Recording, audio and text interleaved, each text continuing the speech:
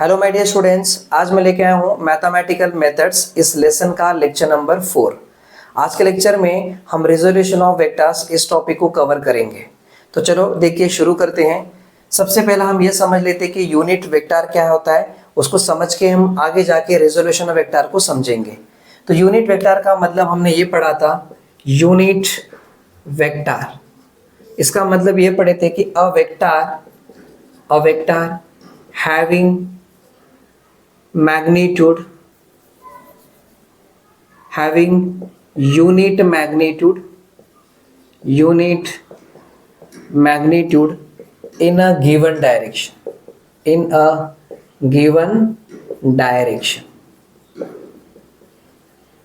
देखो unit vector क्या है, एक ऐसा वेक्टर है जिसका जो मैग्नीट्यूड है वो एक रहेगा, 1 रहेगा, और वो किसी भी वेक्टर का डायरेक्शन बताने के लिए आता है, यानी कि ये डायरेक्शन बताने वाला वेक्टर है। तो जैसे यहाँ पर ये यूनिट वेक्टर को यू से रिप्रेजेंट करते, तो यू कैप, कभी कभी कुछ बुक्स में एन कैप से दिखाते, तो कंफ्यूजन नहीं होना है। बस अगर आपको कैप दिख रहा है मतलब समझ जाओ कि वो यूनिट वेक्टर है। तो ये u cap is equal to, अभी देखो यू क्या है, मैग्नीट्यूड है, तो इसका वैल्यू कितना होना चाहिए, 1 होना चाहिए। और कैप क्या बता रहा है, डायरेक्शन बता रहा है। तो यूनिट वेक्टर का जो मैग्नीट्यूड है वो हमेशा 1 रहना चाहिए, और यूनिट वेक्टर स्पेशली क्या करता है, डायरेक्शन बताता है। जैसे अब यहाँ पर कोई वेक्टर जा रहा है समझो, और ये है आर वेक्टर समझो, तो अब ये आर वेक्टर का डायरेक्शन बताने के लिए ये यूनिट वेक्टर आएगा। तो यूनिट वेक्टर क्या करता है, आर वेक्टर के अलोंग भी चलता है, मतलब वो यहाँ जा रहा है यू कैप, और ये इसका डायरेक्शन बताता है। तो इसका फॉर्मूला कैसे लिखेंगे, जो भी यू कैप है दैट इक्वल्स टू जिस वेक्टर का वो डायरेक्शन बताने वाला है वो वाला वेक्टर आर वेक्टर, और आर वेक्टर का मैग्नीट्यूड आर। अब आपको मैग्नीट्यूड मतलब पता है ना, कोई भी वेक्टर अगर होता है समझो, लेट से ऐसा कहा 5 मीटर वेक्टर कह दिया, तो देखो ये r इज इक्वल टू कितना रहेगा, 5 मीटर, यानी कि 5 मीटर में 5 नंबर है, मीटर यूनिट है, नंबर यूनिट साथ में रहा तो मैग्नीट्यूड, यानी कि ये r का मैग्नीट्यूड है, यानी कि r is equal to 5 metre क्या है, मैग्नीट्यूड है। और ऊपर का एरो क्या बताता है, डायरेक्शन बताता है। तो वैसे में आर वेक्टर में देखो, आर मैग्नीट्यूड और डायरेक्शन है, और आर वेक्टर का मैग्नीट्यूड नीचे है।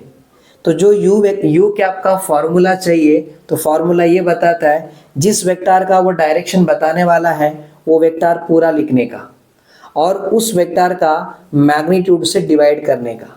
तो जो आंसर आएगा वो यू कैप आएगा।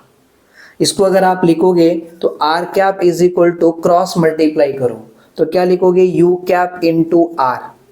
देखो ये वाला आर है, यहाँ पर आपको दिख रहा है, और ये जो एरो है, ये डायरेक्शन, ये यू कैप क्या बताता है, डायरेक्शन बताता है। यू कैप का काम यानी कि यूनिट वेक्टर का काम है डायरेक्शन बताना, बस वही समझ लीजिए। तो ये डायरेक्शन है, ये एरो डायरेक्शन है, तो यू कैप डायरेक्शन, और ये आर मैग्नीट्यूड है, तो ये मैग्नीट्यूड। वेक्टर क्वांटिटी हम तब बोलते हैं जब उनके पास मैग्नीट्यूड और डायरेक्शन होना चाहिए। ये मैग्नीट्यूड है, डायरेक्शन है, मैग्नीट्यूड है, डायरेक्शन है। क्लियर हो गई। लेट्स से कोई भी वेक्टर यहाँ पर जा रहा होगा, ये है पी वेक्टर समझो, तो अब इसका डायरेक्शन कैसे बताएंगे, u cap is equal to जो वेक्टर है वो है पी वेक्टर, और उसका मैग्नीट्यूड पी। अगर हम इसको फाइनल आंसर लिखेंगे तो p vector is equal to cross multiply करेंगे यू कैप इंटू पी। देखो ये वाला पी यहाँ पर दिख रहा है, और ये एरो का डायरेक्शन ये बता रहा है। तो अभी एक बात माइंड में फिक्स कर लो, किसी भी वेक्टर का फॉर्मूला लिखना है तो क्या करोगे, लेट से कोई वेक्टर यहाँ जा रहा है और ये है क्यू वेक्टर, तो इसका फॉर्मूला क्या लिखोगे, q vector is equal to जो इसका डायरेक्शन बताने वाला है वो यू कैप, और इसका मैग्नीट्यूड क्यू। इस क्यू वेक्टर का क्यू मैग्नीट्यूड, और इस एरो के लिए डायरेक्शन क्या, यू कैप। ये ऐसा, ये तभी की बात है जब वेक्टर कौन सी डायरेक्शन में जा रहा है हमें पता नहीं है, रैंडम डायरेक्शन में रहेगा, तब उसके लिए जो डायरेक्शन बताने के लिए आता है वो यूनिट वेक्टर यू कैप आता है। लेकिन अगर स्पेशली मान के चलो कि कोई वेक्टर है जो अलोंग द एक्स एक्सिस में जा रहा है, कोई वेक्टर एक्स एक्सिस में जा रहा है, और इधर जाने वाले वेक्टर का नाम है पी वेक्टर। तो अगर कोई वेक्टर एक्स एक्सिस में जाएगा तो उसके डायरेक्शन बताने के लिए जो यूनिट वेक्टर आता है वो है आई कैप। आई कैप उसका डायरेक्शन बताता है। अगर कोई वेक्टर स्पेशली वाई एक्सिस में जा रहा है तो उसका डायरेक्शन बताने के लिए जो यूनिट वेक्टर है वो जे कैप आता है। एक कंसिडर करो कि ये वाई एक्सिस में जाने वाले वेक्टर का नाम है क्यू वेक्टर, ठीक है। अगर कोई वेक्टर जेड एक्सिस में जा रहा है, समझो ये है जेड एक्सिस और ये है वाई एक्सिस, ठीक है। जेड एक्सिस में कोई वेक्टर जा रहा है तो इधर डायरेक्शन बताने के लिए के कैप आता है, मतलब यूनिट वेक्टर के कैप, समझा। स्पेसिफिकली यानी कि स्पेसिफिक यूनिट वेक्टर है यहाँ पर। एक्स एक्सिस में आई कैप बताता है, वाई एक्सिस में गया तो जे कैप, जेड में गया तो के कैप। कंसिडर करो जेड एक्सिस में जाने वाले वेक्टर का नाम है आर वेक्टर। तो अभी मैंने क्या बताया आपको, किसी भी वेक्टर का फॉर्मूला कैसे निकालोगे। अगर आपको पी वेक्टर का निकालना है तो पी वेक्टर का मैग्नीट्यूड और उसका डायरेक्शन बताने वाला यू कैप।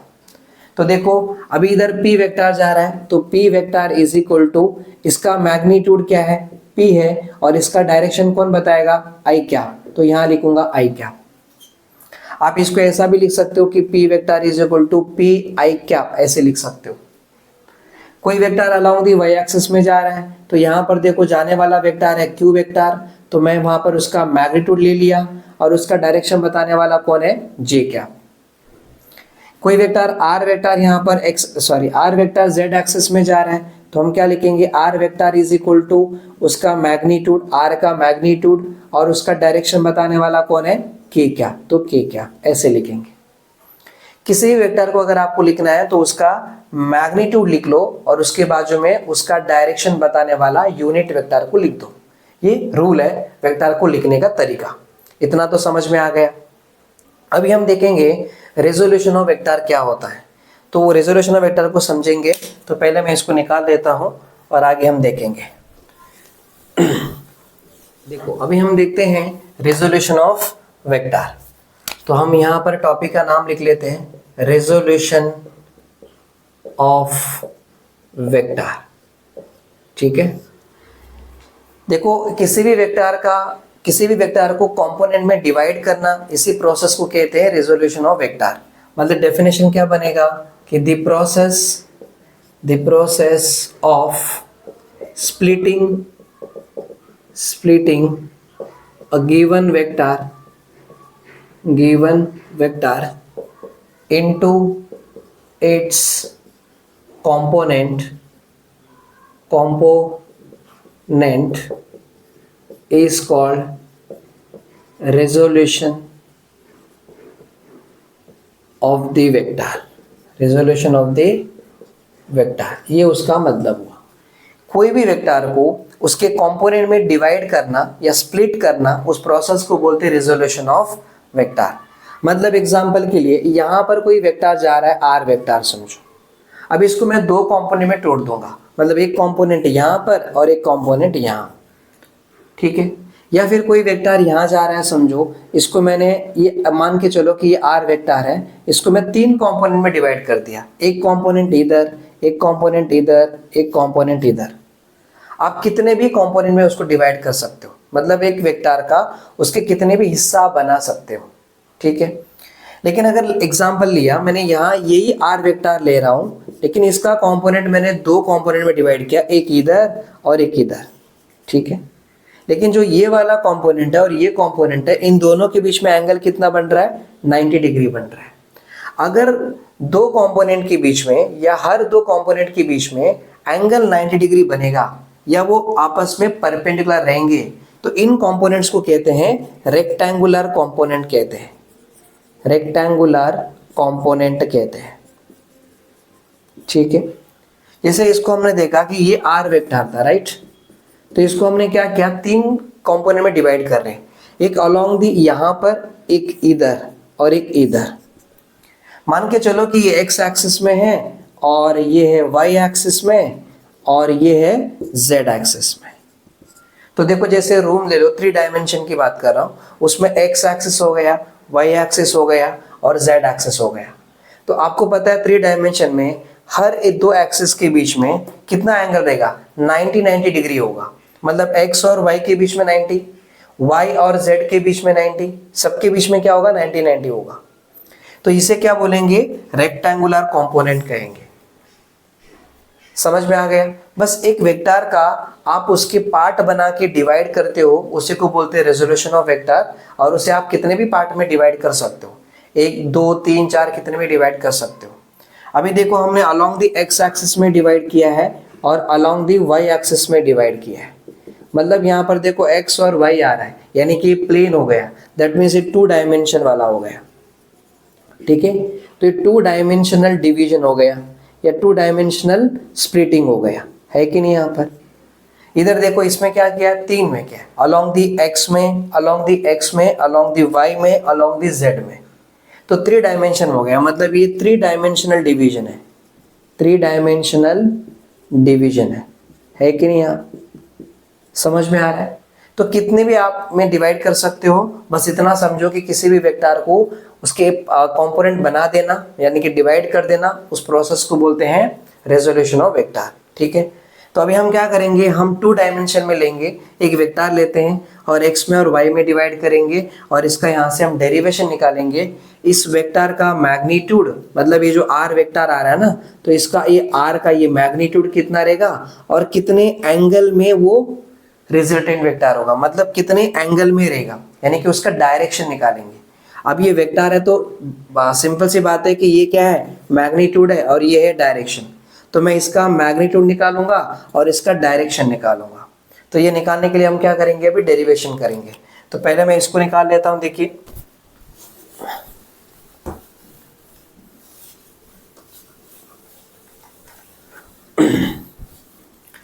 देखो अब यहाँ हम समझते हैं कि यहाँ पर कोई वेक्टर है, लेट से ये वेक्टर है और ये है आर वेक्टर।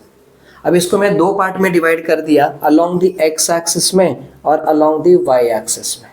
ठीक है, थोड़ा इसको अच्छे से डिवाइड कर देता हूँ। देखिए ये है ऐसे, तो इसको हम 2 पार्ट में डिवाइड कर दिए, अलोंग द एक्स एक्सिस में ये और ये अलोंग द वाई एक्सिस में। अब ये जो वेक्टर था ये आर वेक्टर था। अब अलोंग द एक्स एक्सिस में डिवाइड किया है तो इस कंपोनेंट का नामकरण मैं देता हूँ आर एक्स वेक्टर करके, और ये जो है इसको हम क्या नामकरण कर दिए, आर वाई वेक्टर, क्योंकि ये अलोंग द वाई एक्सिस में जा रहा है, अलोंग द एक्स एक्सिस में जा रहा है। अभी देखो ये जो रिजल्टेंट वेक्टर है और ये आर एक्स वेक्टर है, इनके बीच में कुछ एंगल बनेगा, उसे हम थीटा कंसिडर कर रहे हैं। समझ में आ गया। अब देखो हम क्या करेंगे, देखो इसका है ना ये जो वेक्टर है, अब ये वेक्टर वाई एक्सिस में और ये एक्स एक्सिस में। हमें पता है कि अगर एक्स एक्सिस में जाएगा तो इसका जो यूनिट वेक्टर होता है वो क्या रहेगा, आई कैप होगा, और वाई एक्सिस में कोई वेक्टर जा रहा है तो उसका यूनिट वेक्टर क्या होगा, जे कैप होगा। बराबर है कि नहीं। अब ये वेक्टर का ये दोनों क्या है, रिजल्टेंट वेक्टर है। तो हम ऐसे बोल सकते हैं ना कि रिजल्टेंट वेक्टर है, मतलब हम बोलेंगे r vector is equal to this, r vector is equal to r x vector plus r y vector, r x vector plus r y vector, क्योंकि इसी को हमने 2 पार्ट में डिवाइड कर दिया है। तो ये प्लस ये दोनों मिला के ये आएगा ना, तो ये लिख दिया हमने। क्लियर हो गई। देखो अगर हम इसका इस r vector r x vector को अगर हम लिखेंगे तो कैसे लिखेंगे, r x vector is equal to जो इसका मैग्नीट्यूड है वो आर एक्स लिख लेंगे, और ये एरो क्या बता रहा है, डायरेक्शन, कौन से डायरेक्शन में जा रहा है, एक्स एक्सिस में। तो एक्स एक्सिस में डायरेक्शन कौन बताता है, आई कैप, तो हम क्या लिखेंगे, आई कैप। देखो यहाँ पर ये कौन सी वेक्टर है, आर वाई वेक्टर है, तो r y vector is equal to, अब यहाँ पर इसका मैग्नीट्यूड क्या है, आर वाई है, और ये कौन से डायरेक्शन में जा रहा है, वाई एक्सिस में। वाई एक्सिस में डायरेक्शन कौन बताता है, जे कैप, तो हम यहाँ क्या लिखेंगे, जे कैप, राइट। तो ये हो गया। क्लियर हो गई। अभी देखो यहाँ पर इसको ध्यान से समझोगे तो ये लॉ ऑफ पैरेललोग्राम जैसा दिख रहा है ना। लॉ ऑफ पैरेललोग्राम में हमने क्या पढ़ा था, कोई वेक्टर यहाँ जा रहा है और कोई दूसरा वेक्टर यहाँ जा रहा है, मतलब दोनों वेक्टर का जो स्टार्टिंग पॉइंट है वो सेम रहेगा, सेम पॉइंट से दोनों भी स्टार्ट हो रहे, तो उनका रिजल्ट आ रहा था ये वेक्टर, राइट। और रिजल्टेंट वेक्टर के रूल्स के हिसाब से ये first point of the starting point of the first vector से स्टार्ट होना चाहिए था, and point of the second vector पे एंड होना चाहिए था। ऐसा नहीं हो रहा है ना। यहाँ पर हमने रिजल्ट वेक्टर का रूल क्या पढ़े थे कि अगर कोई वेक्टर यहाँ पर है, कोई यहाँ है, समझो ये फर्स्ट वेक्टर है, ये सेकंड वेक्टर है, फर्स्ट वेक्टर का स्टार्टिंग पॉइंट है ये, और फर्स्ट वेक्टर का एंड पॉइंट है। फिर यहाँ पर देखो सेकंड वेक्टर का स्टार्टिंग पॉइंट, सेकंड वेक्टर का एंड पॉइंट। तो हम रिजल्टेंट वेक्टर का रूल क्या पढ़े थे, रिजल्टेंट वेक्टर हमेशा फर्स्ट वेक्टर के स्टार्टिंग पॉइंट से लेकर सेकंड वेक्टर के एंड पॉइंट पे एंड होना चाहिए। ऐसे ही पढ़े थे ना हमने, है कि नहीं? तो देखो अब अगर यहाँ पर आप देखोगे तो अभी हम क्या बोल रहे हैं कि रिजल्टेंट वेक्टर है किसका, इसका और इसका, क्योंकि इसका ही हमने दो हिस्सा किए थे ना, तो इन दोनों को ऐड करेंगे तो रिजल्ट ये आना चाहिए, है कि नहीं? और अगर ये रिजल्ट है तो रूल्स फॉलो करना पड़ेगा। तो हमने क्या किया, इसका हमने इधर कॉपी बना लिया, दैट इज यहाँ पर एक परपेंडिकुलर ड्रॉ कर लिया इधर ऐसे। अब ये जो परपेंडिकुलर ड्रॉ कर रहे हैं इसके पैरेलल में ये, तो ये क्या रहेगा, आर वाई वेक्टर हो जाएगा। मतलब आर वाई, ये समझ लो आर वाई वेक्टर नहीं है, आर वाई है, इसकी जितना वैल्यू रहेगा उतना ही वैल्यू इसका रहेगा, है कि नहीं? देखो अभी यहाँ पर है ना एंगल थीटा बन रहा है। अब मैं इसको एक काम करता हूँ, ज्वाइन करा देता हूँ ऐसे, तो ये पैरेललोग्राम लॉ की तरह दिख रहा है कि नहीं? यहाँ अब देखो यहाँ पर क्या है, थीटा है, मैं इसको निकाल लेता हूँ। देखो यहाँ क्या है, यहाँ पर जो थीटा है ना, मैं इसको कॉस थीटा लेता हूँ। यहाँ पर cos theta is equal to, cos theta is equal to क्या होना चाहिए, एडजेसेंट अपॉन हाइपोटेनियस। इसका एडजेसेंट क्या है, आर एक्स है, तो ये हो जाएगा आर एक्स, और हाइपोटेनियस क्या है, आर है, तो यहाँ हो जाएगा आर। ठीक है, देखो मैं r vector r x vector नहीं लिख रहा हूँ क्योंकि मुझे इसका मैग्नीट्यूड निकालना है। तो मैग्नीट्यूड में ऊपर वेक्टर नहीं चाहिए, मतलब एरो नहीं चाहिए, क्योंकि हमें वैल्यू चाहिए, राइट? तो देखो यहाँ r x is equal to cross multiply करो आर इंटू कॉस थीटा हो जाएगा, राइट? अब उसके बाद यहीं से क्या करेंगे, साइन थीटा लेंगे। Sine theta is equal to opposite upon hypotenuse, इसके ऑपोजिट में है आर वाई, तो आर वाई यहाँ है, और हाइपोटेनियस है आर, तो ये आर हो गया। तो r y is equal to हो जाएगा आर साइन थीटा, ये बन गया। ठीक है, दोनों में मिल गए यहाँ से। चलो इसको हम क्या करेंगे, इक्वेशन 1 कर लेंगे और इक्वेशन 2 कर लेंगे। समझ में आ गया? अब देखो यहाँ पर हम ये करेंगे, squaring and adding equation 1 and equation 2। तो देखो इक्वेशन 1 एंड 2 को हम स्क्वायर करेंगे और ऐड करेंगे। इक्वेशन 1 में क्या है, आर एक्स है, उसका हमने स्क्वायर कर लिया। इक्वेशन 2 में क्या है, आर वाई है, उसका हमने स्क्वायर कर लिया। दोनों को क्या करना है, ऐड करना है। स्क्वायरिंग करना था, ऐड करना था, ऐड कर लिया। Is equal to r x square है, मतलब इसका स्क्वायर करना पड़ेगा, तो आर कॉस थीटा का स्क्वायर हो जाएगा, प्लस प्लस है तो प्लस, आर वाई स्क्वायर मतलब इसका स्क्वायर करेंगे, आर साइन थीटा का स्क्वायर हो जाएगा। तो ये r x square plus r y square is equal to, देखो आर का स्क्वायर हो जाएगा कॉस स्क्वायर थीटा, आर का स्क्वायर हो जाएगा साइन स्क्वायर थीटा। यहाँ देखो क्या मिल रहा है, r square x r y square is equal to, देखो इसमें आर स्क्वायर कॉमन आ रहा है, तो कॉमन ले लिया, क्या रहेगा इधर, cos square theta plus sine square theta. Cos square theta plus sine square theta का वैल्यू कितना होता है, 1 होता है, तो यहाँ पर 1 आ जाएगा। मतलब फाइनली आपको यहाँ से इसकी फॉर्मूला में r x square plus r y square is equal to r square, और इसकी वैल्यू कितनी रहेगी, 1 आ जाएगी, तो यहाँ लिख लिए हमने 1। ठीक है, तो फाइनली हमें फॉर्मूला में आंसर ये मिल रहा है कि r square is equal to r x square plus r y square आ गया। हमें आर चाहिए तो इसे स्क्वायर को वहाँ भेजेंगे तो रूट हो जाएगा, तो under root of r x square plus r y square, ये आ गया। समझ में आ गया? तो ये बन गई। देखो आपको, यानी कि आर वेक्टर में कौन है, आर मैग्नीट्यूड है और डायरेक्शन है। हमने मैग्नीट्यूड यानी कि जो आर का है, आर का आंसर निकाल लिए। समझ में आ गया? कोई दिक्कत नहीं ना? चलो हमें आर मिल गया, अभी हमें डायरेक्शन निकालना है। अब आर मिल गया मतलब ये वाला इधर से इधर तक कितना वैल्यू रहेगा, 5 मीटर है या 6 मीटर है, 10 मीटर है, कुछ तो वैल्यू होगा ना। तो लेट से अभी के लिए मैंने बोल दिया कि यहाँ से लेके यहाँ तक 5 मीटर आ गया, समझो 5 मीटर वेक्टर है, समझो ये। तो 5 मीटर पता चल गया है, मतलब आर पता चल गया है। अभी हमें बस ये देखना है कि डायरेक्शन देखना है, एरो। डायरेक्शन कैसे देखेंगे, किधर जा रहा है, मतलब देखो ऐसा है ना, ये ऐसे है, तो ऐसे जा रहा है, मतलब कितने एंगल में जा रहा है, क्या 60 डिग्री में जा रहा है, 30 डिग्री में जा रहा है, या फिर 20 डिग्री में जा रहा है, या 45 डिग्री में जा रहा है, कितने में जा रहा है, ये एंगल पता करना जरूरी है। और ये एंगल पता करने के लिए देखो, ये लेंथ तो हमें पता चल गया, मतलब ये हमें पता है, हमें यहाँ का एंगल निकालना है इधर का। तो ये एंगल निकालने के लिए हमें ऑपोजिट और एडजेसेंट पता चलना चाहिए। और ऑपोजिट और एडजेसेंट के बारे में कौन सा ट्रिग्नोमेट्री फंक्शन बताता है? tan थीटा बताता है। tan theta is equal to opposite upon adjacent होता है, मतलब tan थीटा निकालना है हमें। हमें tan थीटा पता चल जाएगा तो इससे हम ये बोल सकते हैं कि कितने डायरेक्शन, कौन से डायरेक्शन में जा रहा है, मतलब कितने एंगल में जा रहा है, ये हम कह सकते हैं ना। तो क्या करेंगे, देखो इक्वेशन 1 और इक्वेशन 2 है, तो dividing equation 2 by equation 1, equation 2 को इक्वेशन 1 से डिवाइड करेंगे। तो इक्वेशन 2 क्या है, आर वाई, और इक्वेशन 1 है आर एक्स। इक्वेशन 2 में यहाँ आर साइन थीटा, और इक्वेशन 1 का क्या है, यहाँ पर r x is equal to r cos theta. R r चला जाएगा तो ये हो जाएगा r y upon r x is equal to sine theta upon cos theta. तो r y upon r x is equal to tan theta हो जाएगा। जरा घुमा के लिखता हूं, देखो tan theta is equal to क्या आ रहा है, r y upon r x आ रहा है। अगर मुझे थीटा चाहिए तो उसको वहां भेजो, क्या हो जाएगा, tan inverse of r y upon r x हो जाएगा। समझ में आ गया, कोई दिक्कत नहीं ना। देखो अभी मैंने आपको जो भी यहाँ एक्सप्लेन किया है ना, इसके लिए एक काम करते हैं, वहां छोटा सा क्वेश्चन लेता हूँ, अपने मन का एक क्वेश्चन लेता हूँ, आपको समझाऊंगा कि कैसे इसके आंसर निकलते हैं, राइट।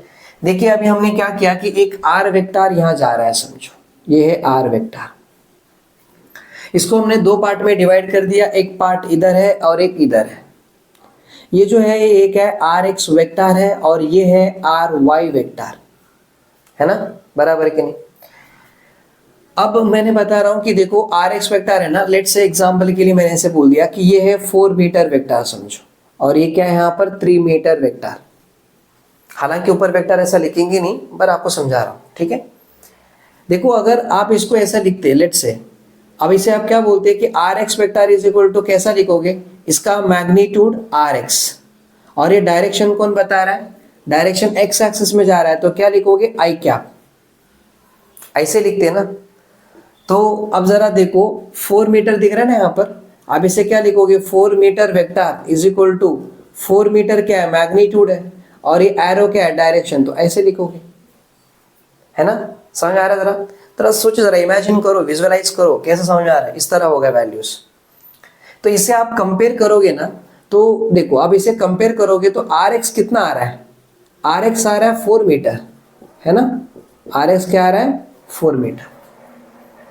इसको भी ऐसे देखो, यहां पर आप क्या लिखोगे, r y vector is equal to क्या लिखते हैं यहाँ पर, r y into j cap लिखते हैं, और 3 metre vector is equal to 3 metre into j cap लिखते हैं। यानी कि इसका आर वाई कितना आ रहा है, आर वाई जो आ रहा है वो 3 मीटर आ रहा है।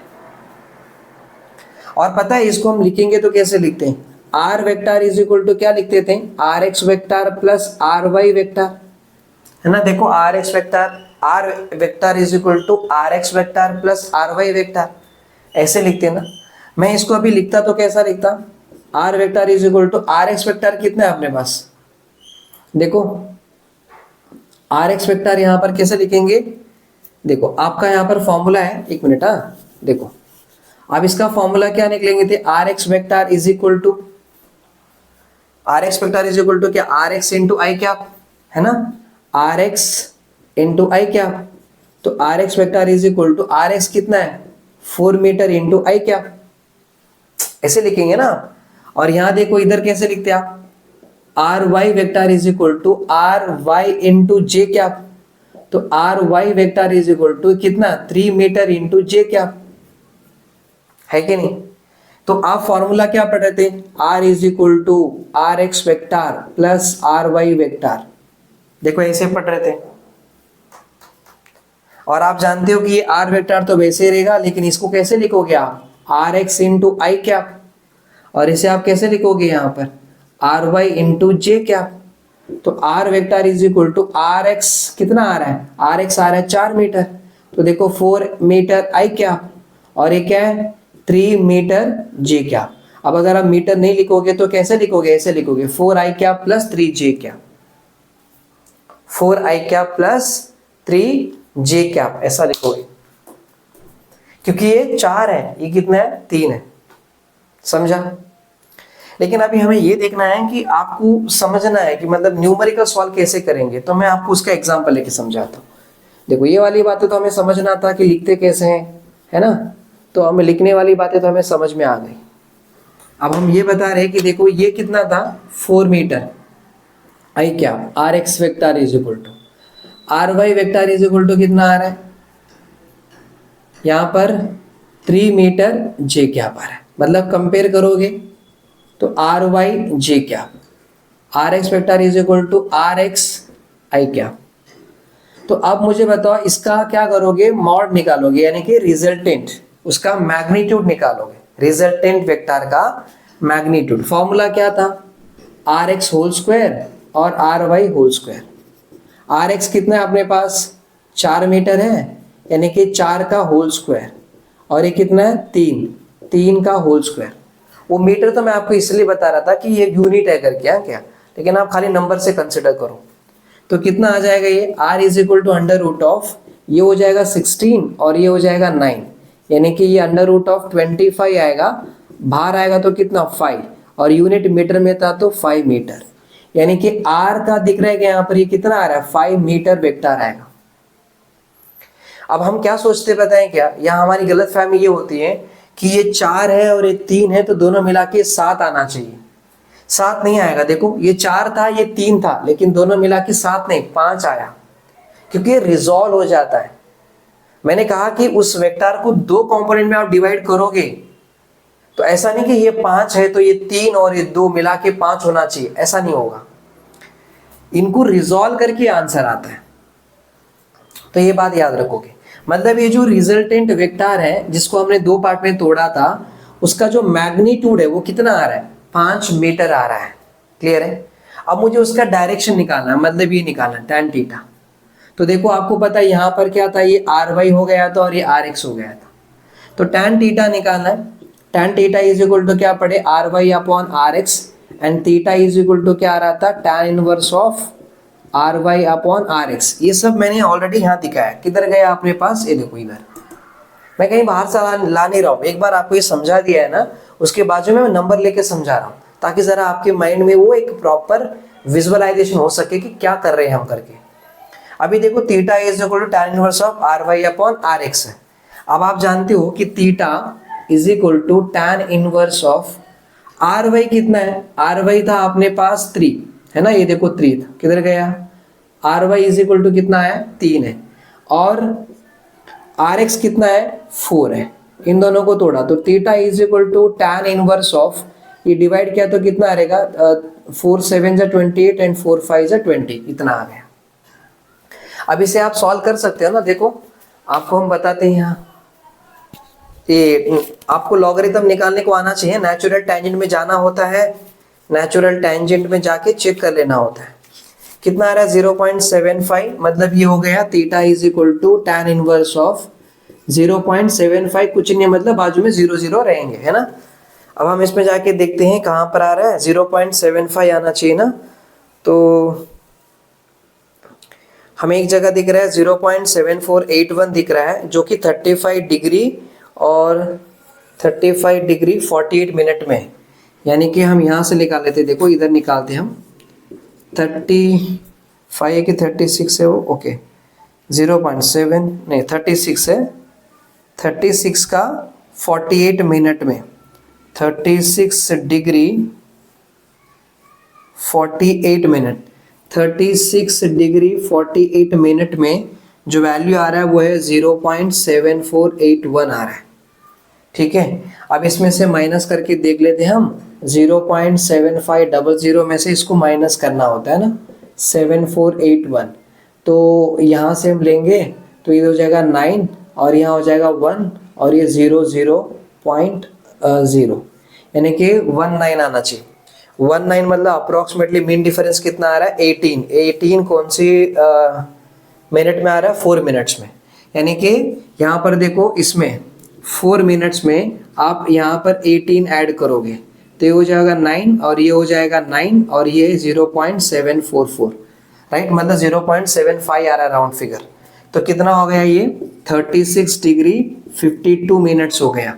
तो थीटा इज इक्वल टू यहाँ पर वैल्यू आ रहा है 36 डिग्री 52 मिनट्स, इतना आ रहा है। मतलब ये कौन सी डायरेक्शन में जा रहा है, 36 डिग्री में जा रहा है। देखो यहाँ पर ऐसा ये होगा, ऐसे यहाँ पर 36, मतलब इसके बीच में एंगल कितना बना रहा होगा 36 डिग्री। 36 डिग्री के इधर जा रहा है, 36 डिग्री 52 मिनट पूरा। तो इतने मिनट्स में क्या कर रहा है, इधर जा रहा है। कितना वैल्यू है उसका 5 मीटर। 5 मीटर के दूर पे, मतलब इधर से 5 मीटर, ऐसे 5 मीटर और 36 डिग्री के उधर, तो यहाँ जा रहा है ये। समझा, इस तरह सॉल्व किया जाता है। तो एक बात हमेशा बस याद रखना कि जब आपका इस कंपोनेंट को आप दो में डिवाइड कर दिए हो, तो इन दोनों का जब आप सॉल्व करोगे, यानी कि ये कंपोनेंट का स्क्वायर प्लस ये कंपोनेंट का स्क्वायर करके रूट निकालना होता है। स्क्वायर रूट करके जो नंबर आता है वो इसका वैल्यू होता है। और कितने कौन सी डायरेक्शन में जा रहा है, डायरेक्शन देखने के लिए हमें एंगल निकालनी होती है, और एंगल निकालने का तरीका ये होता है। समझ में आ रही है मेरी बात?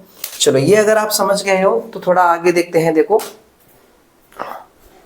अभी हमने जो देखा ना, यहाँ पर ये दो कंपोनेंट दिख रहे थे। अभी कितने कंपोनेंट थे यहाँ पर, 2। अभी हम क्या करेंगे, 3 कंपोनेंट डिवाइड करेंगे। तो लेट्स से अगर कोई भी एक वेक्टर है, समझो यहाँ पर ऐसा ये वेक्टर जा रहा है, ठीक है। तो इसमें हमने 3 में डिवाइड किया। देखो ये r वेक्टर है, अलोंग दी x एक्सिस में गया समझो, तो rx वेक्टर हो गया। अलोंग दी y एक्सिस में गया तो ry वेक्टर हो गया। अलोंग दी z एक्सिस में, कहीं यहाँ पर अंदर z एक्सिस होगा, इधर z एक्सिस, तो ये rz वेक्टर है। समझा क्या? तो यहाँ पर ऐसे 3 कंपोनेंट हमने डिवाइड कर दिया, rx वेक्टर, ry वेक्टर और rz वेक्टर। अब जब हम इसको लिखेंगे ना, देखो तो ये जो इसका फॉर्मूला वो क्या बनेगा, r vector is equal to rx vector plus ry vector plus rz vector, ऐसे लिखेंगे, राइट। और जब अगर हम इसको लिखेंगे, इसका फॉर्मूला क्या बनता है, rx vector is equal to, देखो rx है तो यहाँ पर rx लिखेंगे, और एक कौन से डायरेक्शन आ रहा है, x एक्सिस में, तो ये होगा i कैप। और ये क्या है, ry vector, ry vector is equal to, यहाँ पर है ry, तो ये ry along the y axis में है, तो ये j कैप। समझा? यहाँ देखो ये rz वेक्टर है, तो ये rz है तो rz लिख लिया, और अलोंग दी z एक्सिस में जा रहा है तो यहाँ हो गया k कैप। तो फॉर्मूला क्या आएगा, r vector is equal to rx i cap, ry j cap और rz k कैप, ऐसे लिखेंगे। अब अगर मुझे इसका मैग्नीट्यूड निकालना है, तो मैग्नीट्यूड का फॉर्मूला क्या निकालोगे, r is equal to under root of, क्या करोगे यहाँ पर, rx square plus ry square plus rz square, इस तरह इसका मैग्नीट्यूड निकालेंगे। कभी अगर ये 3 कंपोनेंट में डिवाइड करेंगे तभी की बात है ऐसे, और अगर 2 कंपोनेंट रहेगा तो इस तरह निकालना पड़ता है। तो आई थिंक आपको ये समझा होगा। हम आगे बढ़ते हैं और क्वेश्चन सॉल्व करते हैं। देखो अभी हम क्वेश्चन सॉल्व करके देखते हैं। क्वेश्चन क्या है, देखो find the unit vector in the direction of vector 3i plus 4j, ठीक है। ये वेक्टर दिया है, तो बोल रहा है कि चलो उसको क्या करेंगे, लेट उसे मान के चलते कि कोई वेक्टर कंसिडर कर लेंगे। इसे हम कंसिडर कर लेते हैं कोई p वेक्टर, समझो let p vector is equal to 3i plus 4j, ठीक है। ये वेक्टर है, मतलब अभी इसका मतलब ये समझ लीजिए कि एक वेक्टर ऐसा जा रहा होगा p वेक्टर, है ना, और उसका ये वाला कंपोनेंट होगा और ये वाला कंपोनेंट होगा। ये क्या होगा, px वेक्टर होगा और ये होगा py वेक्टर। तो हम जब इसको लिखेंगे तो p vector is equal to क्या लिखेंगे, px vector plus py vector लिखेंगे। और px वेक्टर मतलब क्या लिखेंगे, px इंटू आई कैप ना, और यहाँ पर py इंटू जे कैप लिखेंगे। तो इसका आपको आंसर क्या दिया है, देखो px into i cap, py into j cap, है ना। p vector is equal to क्या दिख रहा है आपको यहाँ पर, 3i कैप और 4j कैप, यानी कि px आ रहा होगा 3i कैप। px कितना है यहाँ पर, इसका मतलब px हो गया 3 और py कितना है पी वाई हो गया 4, ऐसे डिवाइड किया होगा उसने।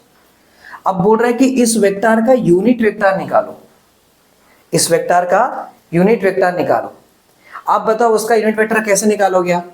अगर किसी का भी अगर यूनिट वेक्टर निकालना है तो u cap is equal to जिसका यूनिट वेक्टर निकालना है वो पूरा वेक्टर लिखने का और उसका मैग्नीट्यूड लेने का, है ना, यही पढ़े थे हमने। तो आप ये फॉर्मूला हो जाएगा ना, इसमें से ये वाला वेक्टर तो हमको दिया है, हमें क्या निकालना है, ये निकालना है। ये इसको ऐसा लिख सकते हैं ना, देखो u cap is equal to p vector upon ये क्या है, इसका मैग्नीट्यूड है ना, तो magnitude of the p vector ऐसा लिख सकते हैं। मैंने आपको पहले बताया था कि अगर पी वेक्टर ऐसा रहा तो इसका मतलब ये क्यों हुआ, मॉड जाएगा, मॉड से बाहर आएगा तो डायरेक्शन हटेगा और ये वाला आ जाएगा, राइट।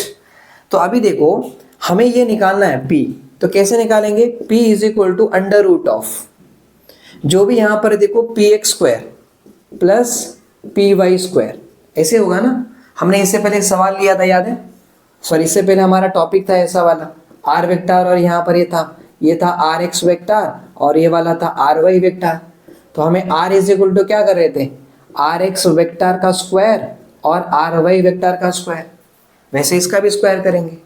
तो देखो p is equal to under root of p x कितना है अपने पास 3 है, तो 3 का स्क्वायर और ये पी वाई है 4, तो 4 का स्क्वायर। तो ये हो जाएगा p is equal to under root of ये 9 और ये 16, p इज इक्वल टू कितना आ रहा है, डायरेक्ट 25 आएगा, 25 के बाहर जाएगा तो 5 आ जाएगा, मतलब p कितना आ रहा है, 5 आ रहा है। अब आपको क्या बोला है उन्होंने, यूनिट वेक्टर निकालने के लिए बोला है ना, तो u cap is equal to क्या लोगे, u cap is equal to p vector upon p. तो पी वेक्टर ये दिया गया है, तो यहाँ लिखोगे 3i क्या प्लस 4j क्या अपॉन नीचे क्या है p, और p का आंसर आ रहा है 5, तो यहाँ पर 5 लिख दो। आप चाहे तो इसको स्प्लिट करो ऐसे, देखो यहाँ पर 3 अपॉन सॉरी माफ करना, u cap is equal to ये क्या है p है ना, p का आंसर कितना आ रहा है 5 आ रहा है, तो यहाँ पर 5 पुट कर लो। अब कैसे लिखोगे इसको, 3 अपॉन 5 आई कैप और इसके नीचे भेजो 4 अपॉन 5 जे कैप, ऐसा होगा, समझा। और ये है यूनिट वेक्टर।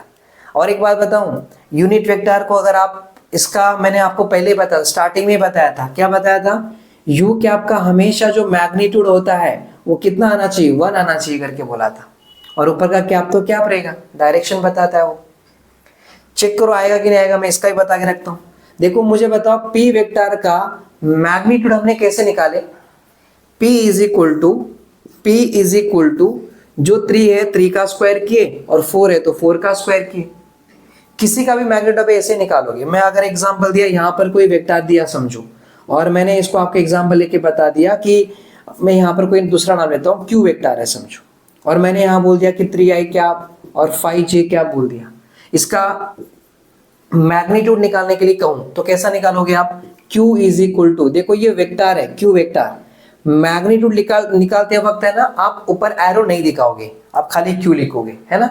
और कैसे निकालोगे, जो भी है ना उसका स्क्वायर करोगे, 3 का स्क्वायर और 5 है तो 5 का स्क्वायर, बस सिंपल है। जो नंबर देखेंगे उनका स्क्वायर करके ऐड करने का अंदर रूट के अंदर, और बाद में आंसर निकालो, आ जाएगा उसका आंसर, राइट।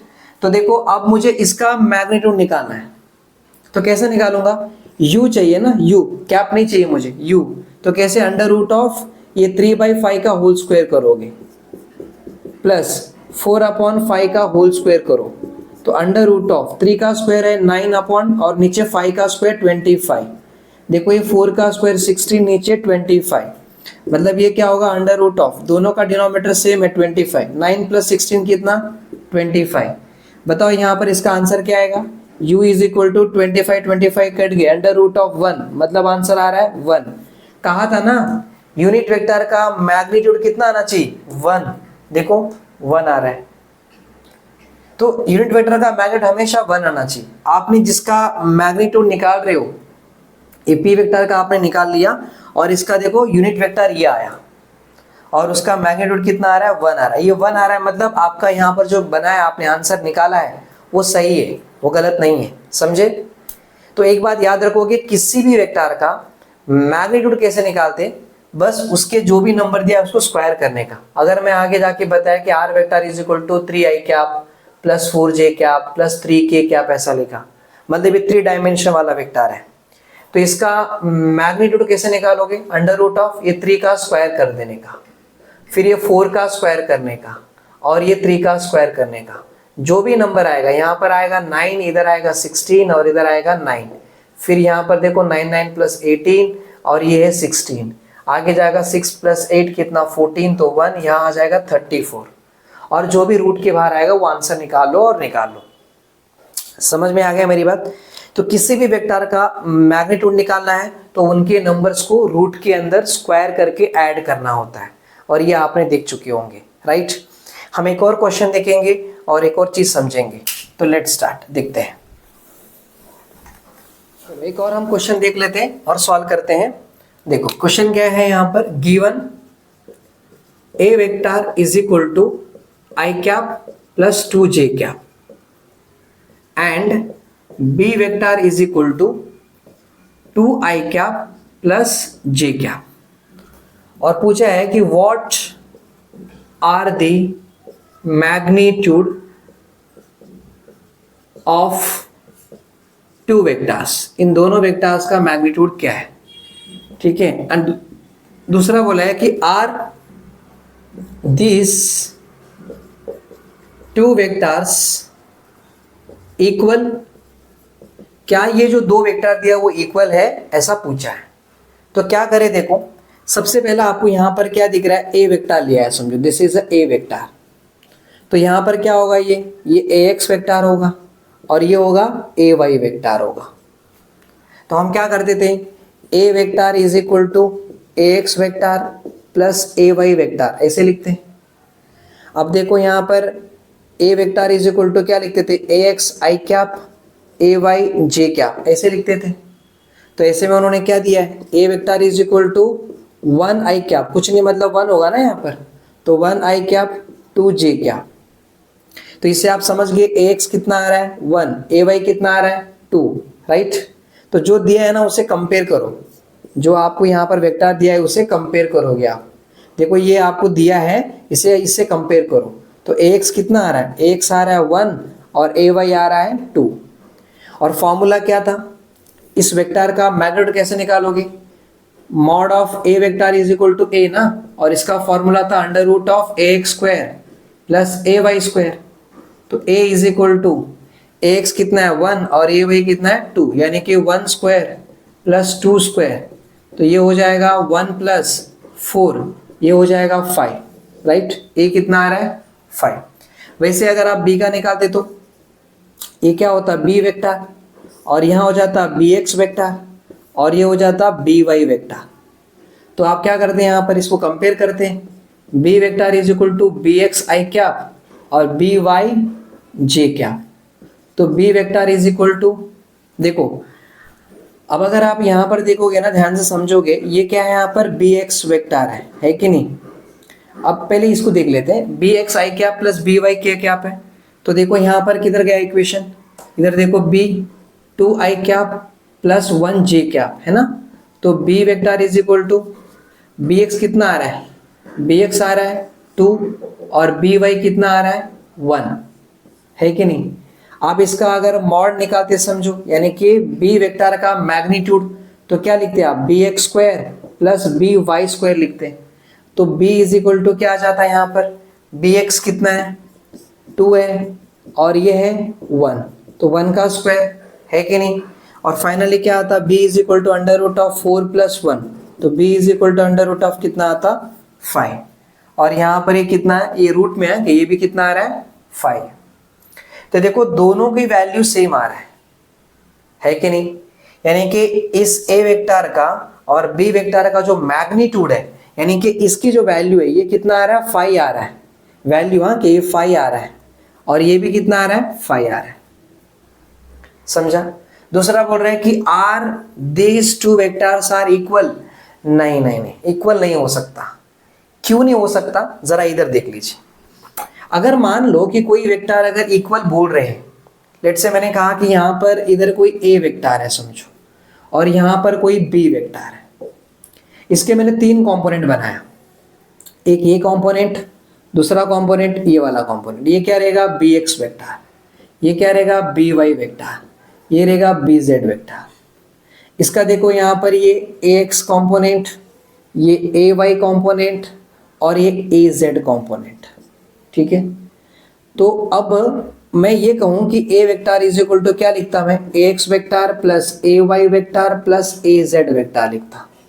और इसको जब हम आगे लिखते तो क्या लिखते, ए x i cap, A Y j cap और ए जेड के कैप लिखते ना, ऐसे होता बराबर के नहीं।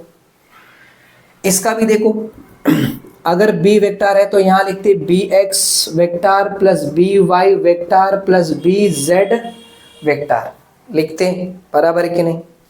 Now b vector is equal to यहाँ लिखते b x i cap, b y j cap और बी जेड के कैप, ऐसे लिखते हैं, सही है। मैं अगर ये कहूँ कि ए वेक्टर और बी वेक्टर सेम है, मतलब ये दोनों सेम है, ये दोनों सेम है, इसका मतलब ये होना चाहिए कि इसका ये कंपोनेंट और ये कंपोनेंट भी सेम होना चाहिए। अगर मैं कंडीशन अप्लाई किया, इफ अगर ये सेम है तो देन क्या होना चाहिए था, a x b x same होना चाहिए था। A x equal to b x, मतलब ये वाला ए एक्स और ये वाला बी एक्स सेम होना चाहिए था, समझ में आ रहा है। दूसरा, ये वाला ए वाई ये वाला बी वाई सेम होना चाहिए था, a y b y same होना चाहिए। And a z b z same होना चाहिए था, a z equal to b z होना चाहिए था। अगर ये सेम सेम रहेंगे, मतलब ये इसके साथ बराबर होना चाहिए, ये इसके साथ बराबर होना चाहिए, ये इसके साथ बराबर होना चाहिए, तो ये वेक्टर और ये वेक्टर सेम कहलाएंगे। और अगर ये लोग सेम सेम नहीं है तो ये वेक्टर सेम नहीं होंगे, भले ही इसकी वैल्यू आ गया होगा। मान के चलो इसका एग्जांपल लिया, इसका कहीं आ गया लेट्स से मान लो 5 आ गया, ठीक है, और इसका भी आ गया 5, तो क्या है दोनों सेम है? कब सेम होगा पता है क्या? अगर मान लो ये 1 है, ये 5 है ना, तो ये 1 होगा समझो। मान के चलो कि यहाँ पर ये 2 होगा और ये 1 होगा समझो, तो ये भी कितना होना चाहिए 1, और ये कितना होना चाहिए, ये इसके तरह 2 होना चाहिए और ये इसकी तरह 1 होना चाहिए, ये सेम सेम रहना चाहिए। लेकिन अगर ये लोग अलग अलग है, इधर 2 है और इधर कहीं 3 है समझो, समझा क्या? और यहाँ पर अलग अलग नंबर है समझो, मतलब मान लो कि इधर 1 है, इधर 1 है और इधर 2 है समझो, क्लियर है? ऐसे अगर अलग अलग रहेंगे ना, इधर 8 8, अब देखो यहाँ पर ये जो है ना, ये ए जेड कितना है 1 है, जबकि बी जेड कितना है 2 है, दोनों सेम नहीं है। ए वाई 2 है और बी वाई 3 है, दोनों सेम नहीं है। अगर ऐसे अलग अलग होगा तो फिर ये वेक्टर्स सेम नहीं हो सकते।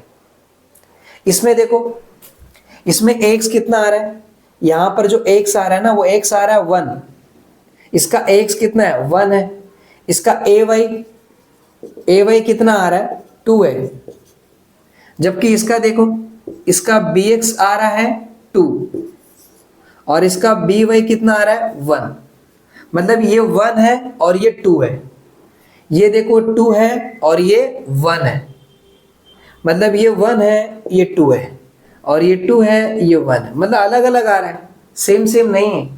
Because the component of a vector and b vector are not equal and that's why a vector and b vector can't be equal, ये इक्वल नहीं हो सकते। मतलब हम बोल सकते हैं कि because a x is not equal to b x and a y is not equal to b y, therefore a vector is not equal to b vector. ये कंपोनेंट सेम नहीं है तो फिर ये ए वेक्टर और ये बी वेक्टर सेम नहीं हो सकते, ये इसका मतलब है। समझ में आ गया मेरी बात? तो ठीक है, इस तरह किया जाता है। आज मैंने सारे ये टॉपिक अच्छे से कवर करके दिया है, तो I hope you understood very well. आज के लेक्चर के में इतना ही रहेगा, नेक्स्ट लेक्चर में मिलेंगे, तब तक के लिए जय Hind, thank you so much.